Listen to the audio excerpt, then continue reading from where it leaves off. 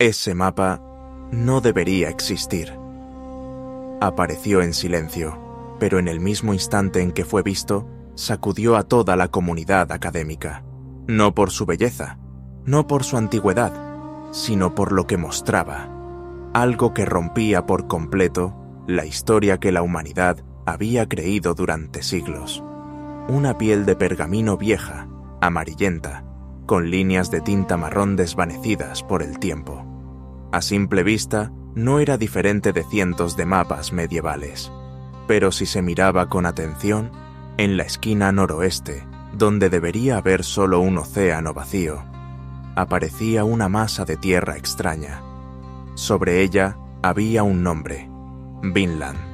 No era América como la conocemos, no era el Nuevo Mundo de Cristóbal Colón. Era una tierra que había sido dibujada siglos antes. Si ese mapa era auténtico, todo cambiaba. Cristóbal Colón ya no sería el primero en llegar a América. El año 1492 dejaría de ser el inicio de una nueva era. Porque antes de eso, alguien ya había llegado. Alguien ya había visto esa tierra.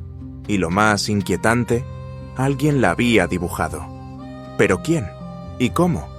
La historia no comienza en la Edad Media, sino en el siglo XX. En el año 1957, un comerciante de libros raros, reservado y extremadamente cauteloso, llevó consigo un antiguo manuscrito. Nadie sabía exactamente de dónde provenía. No había registros claros, no había un origen verificable, solo un susurro: es muy importante.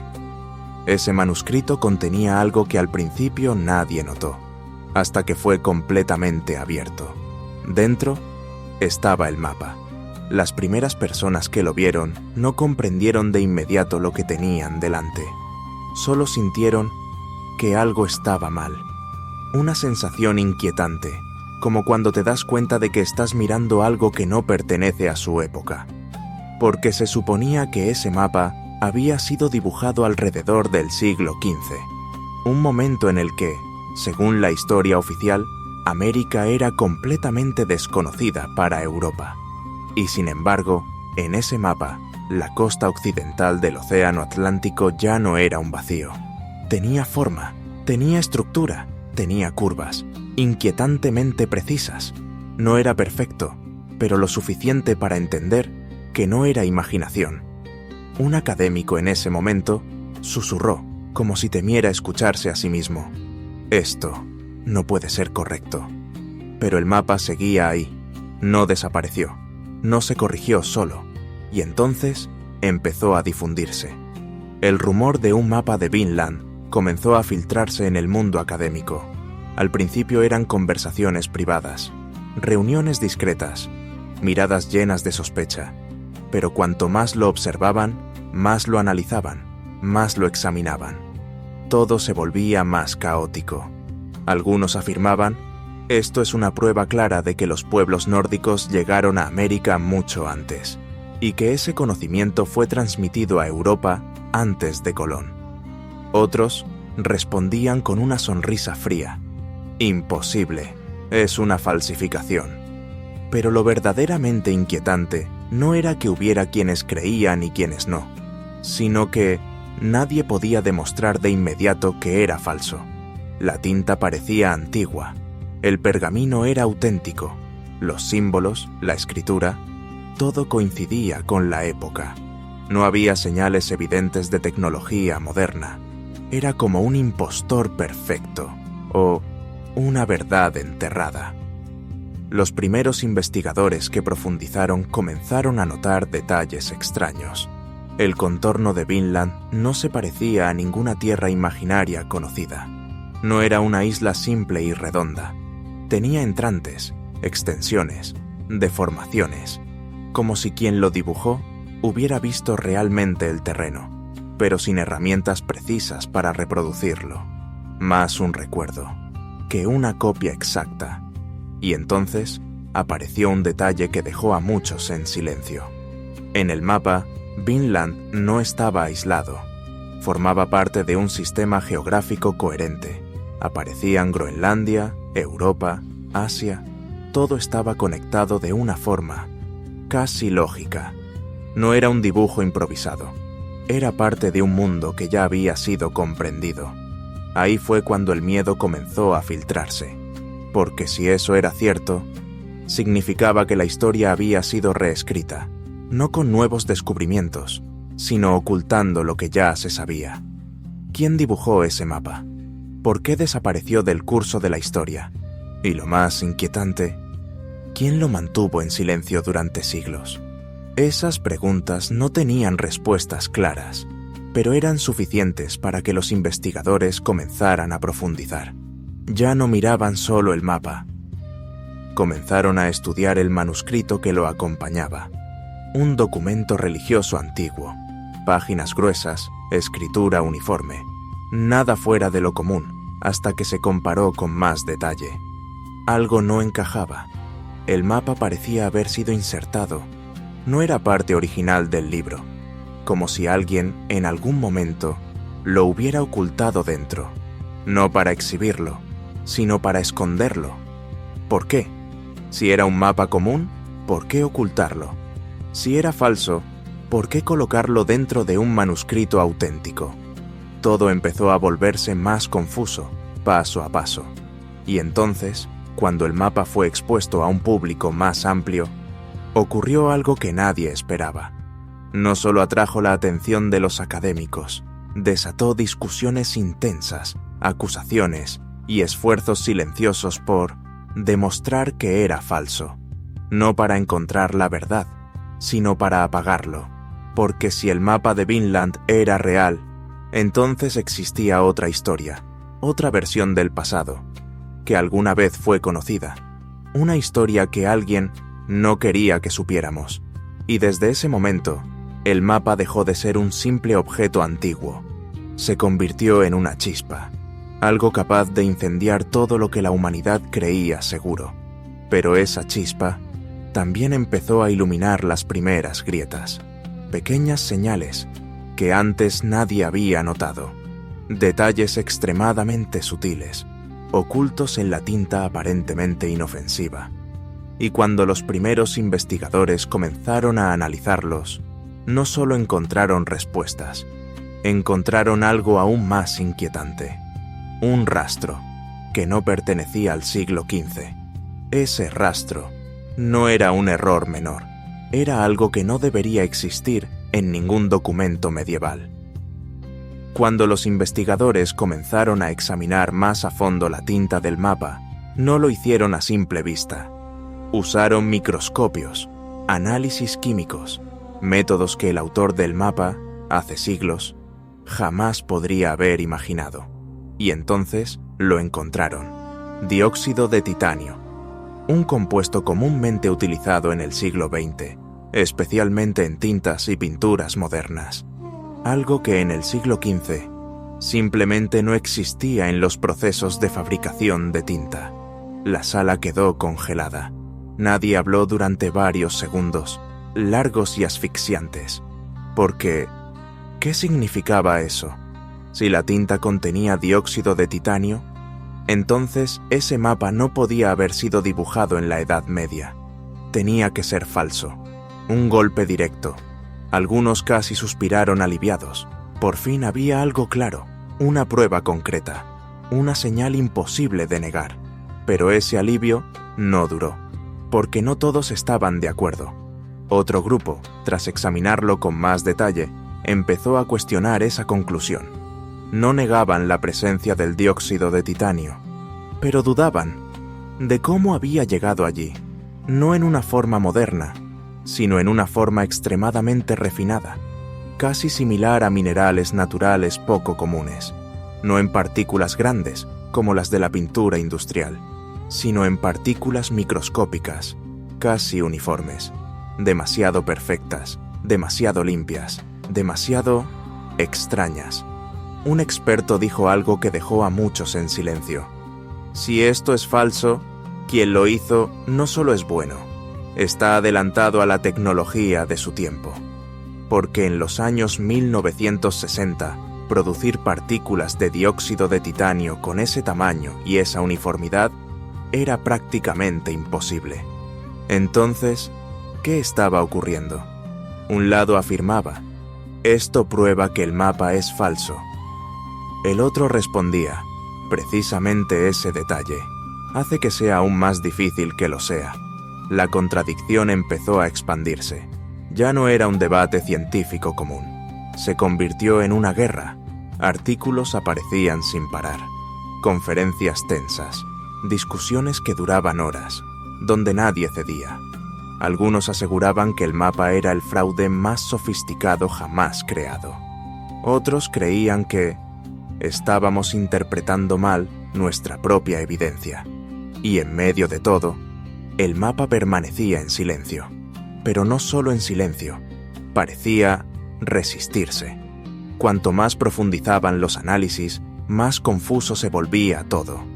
El pergamino fue confirmado como auténtico. Su datación coincidía con el siglo XV. No había señales de falsificación reciente. Entonces, si alguien lo falsificó, tuvo que conseguir un pergamino antiguo real. Y eso no es algo sencillo. Y aún hay más. El estilo de escritura, las anotaciones, la forma de presentar la información, todo coincidía con otros documentos medievales. No había errores evidentes, no había fallos ingenuos. Era como si quien lo creó no solo entendiera la historia, sino que viviera dentro de ella. Entonces surgió una hipótesis, incómoda para muchos. ¿Qué pasaría si el mapa es auténtico, pero fue modificado después? No rehacerlo por completo, solo añadir algunos detalles, como Vinland, como esas costas sospechosas, como un mensaje insertado. Si eso fuera cierto, ¿quién lo hizo? ¿Y por qué? La historia no se quedó en el laboratorio. Los investigadores comenzaron a retroceder en el tiempo, siguiendo el rastro del mapa antes de su aparición en el año 1957. Pero cuanto más buscaban, más vacío encontraban. No había registros claros, no había huellas fiables, solo huecos que se extendían por siglos, como si el mapa hubiera sido borrado de la historia, y luego, de repente, reaparecido. Y dentro de esos vacíos, comenzaron a surgir historias extrañas. Algunos documentos antiguos, no oficiales, mencionaban mapas misteriosos, guardados en bibliotecas cerradas, lugares a los que no cualquiera podía acceder, mapas que no podían ser copiados, que no podían ser publicados, que no podían existir fuera de control. Algunos sugerían que el mapa de Vinland podía formar parte de ese conjunto, no el original, sino una copia o una filtración. Si eso era cierto, entonces la historia ya no trataba solo de verdad o falsedad, sino de poder. ¿Quién decide cómo se escribe la historia? ¿Quién tiene derecho a conservar y quién está obligado a olvidar? Mientras tanto, la discusión sobre el dióxido de titanio no terminaba. Se realizaban nuevas pruebas. La tecnología avanzaba y los resultados seguían sin ser concluyentes. A veces, los datos apuntaban a falso. Otras veces, aparecían detalles que debilitaban esa conclusión. Un ciclo interminable. Pero entonces, surgió otro hallazgo, más pequeño, menos llamativo, pero más peligroso. Los investigadores comenzaron a analizar cómo estaban trazadas las líneas. No el contenido, sino la técnica. Descubrieron que algunos contornos estaban hechos con dos capas de tinta distintas, una más tenue, debajo, otra más oscura, encima, como si alguien hubiera repasado las líneas, o como si dos personas distintas las hubieran dibujado, separadas por el tiempo. Eso abrió una posibilidad inquietante.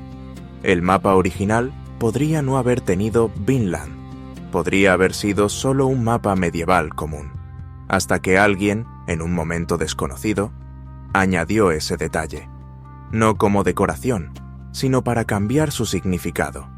Si eso es cierto, entonces el mapa de Vinland no es una mentira completa, es una verdad modificada, una verdad deformada, con un propósito, y ese propósito aún no ha sido revelado. Cuanto más se profundiza, más parece un laberinto, sin una salida clara, solo rastros superpuestos, hipótesis enfrentadas, pruebas lo suficientemente fuertes para creer, pero también para dudar. Y en medio de todo, una sensación se vuelve cada vez más clara. Alguien fue extremadamente cuidadoso, no para falsificar un mapa, sino para crear una historia, imposible de concluir. Algo que permanezca siempre entre lo verdadero y lo falso. Algo que arrastre a cualquiera que lo toque, hacia el centro de un torbellino. Y cuando los investigadores comenzaron a observar el panorama completo, comprendieron algo. Tal vez esa contradicción era el verdadero objetivo. No demostrar nada, sino hacer que nada pueda demostrarse. Una niebla densa, cubriendo la verdad.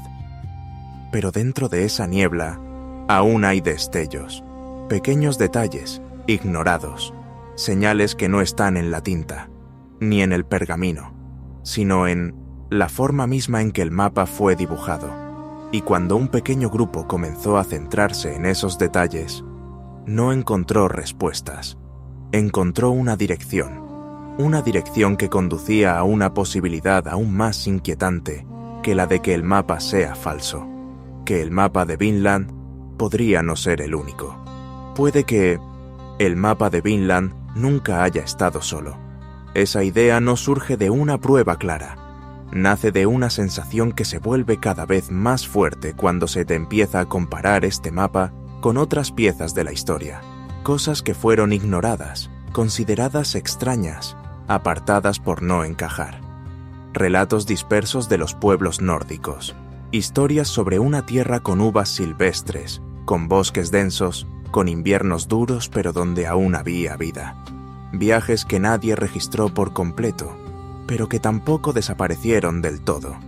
Vinland no es un nombre al azar, ya existía antes, en historias, en manuscritos, pero siempre en un estado ambiguo, entre lo real y lo imaginado, hasta que apareció el mapa y lo convirtió en algo con forma, y eso fue lo que empezó a inquietar a muchos, no porque el mapa pudiera ser falso, sino porque encajaba, no perfectamente, pero lo suficiente como para crear un vínculo entre la leyenda y el objeto, entre el relato y la imagen, y una vez que ese vínculo se forma, no es fácil romperlo. Un pequeño grupo de investigadores decidió hacer algo que otros evitaban. No intentaron demostrar si el mapa era verdadero o falso. Intentaron colocarlo dentro de un contexto más amplio, no como un objeto aislado, sino como una pieza dentro de una red. Comenzaron a comparar otros mapas medievales, no para buscar Vinland, sino para encontrar desviaciones, lugares donde el autor parecía saber más de lo que debería saber, y encontraron algo. No era claro, no era directo, pero había mapas, donde la costa occidental tenía una curvatura extraña, notas vagas sobre tierras al otro lado del mar, símbolos sin explicación, detalles pequeños, pero al colocarlos junto al mapa de Vinland, empezaban a aparecer ecos, no una historia completa, sino fragmentos de algo más grande. Y entonces apareció un detalle que lo cambió todo. No estaba en el mapa, sino en la forma en que llegó al mundo.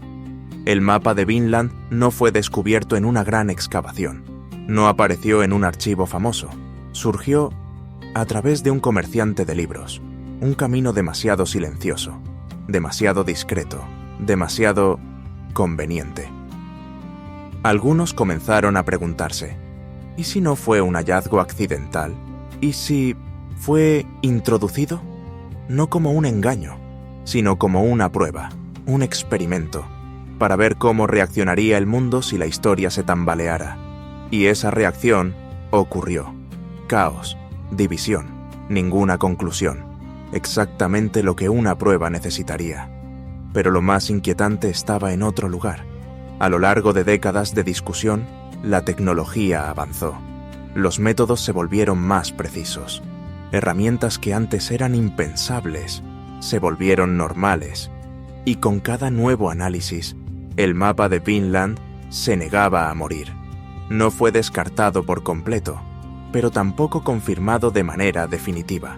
Se mantuvo en medio, un estado que muy pocos objetos logran sostener durante tanto tiempo, como si hubiera sido diseñado para no terminar nunca. Y eso llevó a algunos a cambiar la pregunta. Ya no era ¿es verdadero o falso?, sino ¿por qué existe de esta manera? Un objeto común termina siendo clasificado verdadero o falso, pero el mapa de Vinland no. Se resiste a la clasificación, obliga a volver atrás, a revisar, a dudar, una y otra vez. Un ciclo, y dentro de ese ciclo comenzó a surgir una posibilidad. Tal vez este mapa no es obra de una sola persona, no de un falsificador brillante, no de un explorador desconocido, sino el resultado de múltiples capas de tiempo. Un mapa que fue dibujado, luego modificado, luego ocultado, luego revelado. Cada etapa, con un propósito distinto. Nadie posee toda la historia, solo fragmentos, y cuando esos fragmentos se superponen, crean algo que nadie puede controlar por completo. Una historia viva, siempre cambiando, siempre escapando de una conclusión. Fue entonces cuando surgió otra pregunta, no sobre el pasado, sino sobre el presente. Si el mapa de Vinland es parte de algo más grande, ¿cuántas otras cosas están ahí afuera? ¿Cuántos mapas no han sido revelados? ¿Cuántos documentos permanecen en archivos cerrados? ¿Cuántos detalles han sido alterados sin que nadie lo note? Y lo más inquietante, ¿cuántas cosas que creemos seguras son solo versiones elegidas para ser contadas? El mapa de Vinland no ofrece respuestas. Hace algo más peligroso. Hace que la gente empiece a dudar. No solo de un mapa, sino de toda la forma en que se construye la historia. No a partir de verdades absolutas, sino de lo que queda, de lo que se conserva y de lo que desaparece. Y quizás lo más inquietante no es no saber si el mapa de Vinland es verdadero o falso, sino que tal vez nunca lo sabremos, porque en algún lugar, entre capas de tinta, fibras de pergamino y vacíos en los registros, hay algo que sigue oculto, no un detalle específico, sino una intención, una razón, algo que alguien dejó ahí deliberadamente, no lo bastante claro para ser expuesto, pero lo bastante fuerte para no poder ser ignorado. Y por eso ese mapa sigue aquí, no como una respuesta, sino como una grieta, una pequeña grieta, en lo que llamamos historia. Si miras lo suficiente, verás cómo se expande, y una vez que la veas, ya no podrás volver atrás. Si tienes tu propia teoría sobre el mapa de Vinland, deja tu comentario.